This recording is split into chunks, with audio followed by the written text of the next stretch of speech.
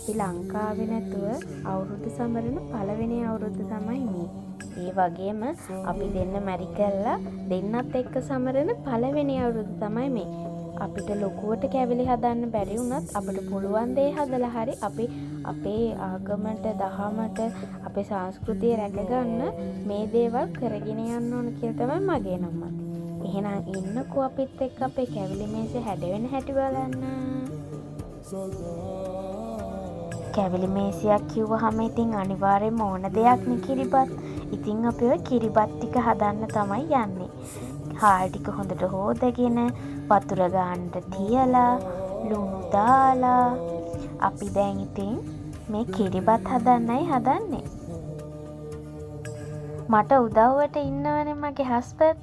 ඉතින් දැන් එයා ඔය ලුණු මිරිසක් හදනවා. අපි බලමු එයාගේ ලුණු මිරිස කොහොමද කියලා හදන්නේ.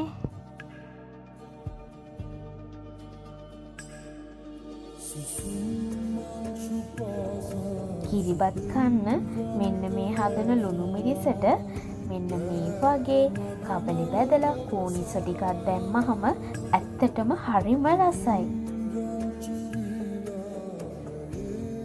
කබලි බැදගත්ත කෝනිසෝ ටික ඔය විදිහට හොඳට කොටා ගන්න ඕන මුලින්ම. ඊට පස්සේ අපි රට ලුණු, තක්කාලි, අමු මිරිස්, ලුණු කුඩු ඒව ටික දාගෙන හොඳට කොටා ගන්න ඕන. දැන් අපි අන්තිමට දෙහි ටිකක් දා ගන්නවා. බලන්නකෝ අපේ ලුණු මිරිස් තියෙන ලස්සන පාට රස හරිම රසයි මේක. ඔයාලත් උඹලා කඩ වෙනුවට කෝනිසෝ පාවිච්චි කරලා බලන්නකෝ. ලුණු මිරිස හදලා ඉවර වෙනකොට ඔන්න අපේ කිරිබත් එකක් දැන් හරි. අපි දැන් මේක හොඳට මේ විදිහට කෙසෙල් කොලයකින් තුනී කරගන්න ඕන. ඊට පස්සේ ලස්සන කෑලි වලට කපන්න ඕන. බලමුකෝ අපි කොහොමද ඒක කරන්නේ කියලා.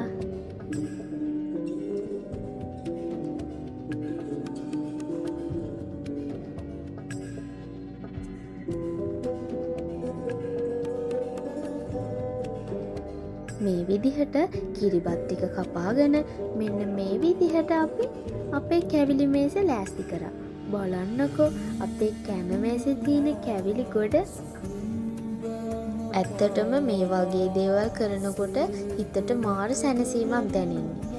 අපේ පළවෙනි පාරන මීට වඩා ලොකු කෑම මේසයක් ලබන අවුරුද්දේ අපි හදන්න බලාපොරොත්තු වෙනවා. මේ තමයි අපේ කැවිලි මේසේ. ලස්සනයිද කියන්නකෝ ඉතින් ඔයාලා. අපි මේ දේවල් කරනවා වගේම අපේ ආගම දහමටත් අපි ගරු කරන්න ඕනනේ. මේ ඉතින් අපි පුංචියට අපි තියෙන පහන. ඒකටත් අපි කැවිලි තියන්න අමතක කරේ නෑ.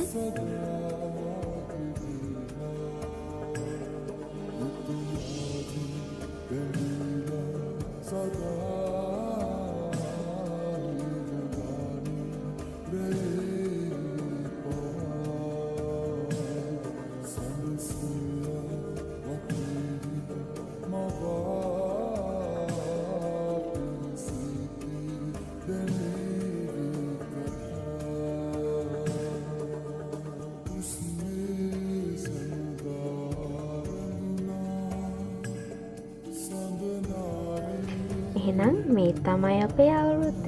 ඔයාලා හැමෝටම සුබම සුබ අලුත් අවුරුද්දක් වේවා.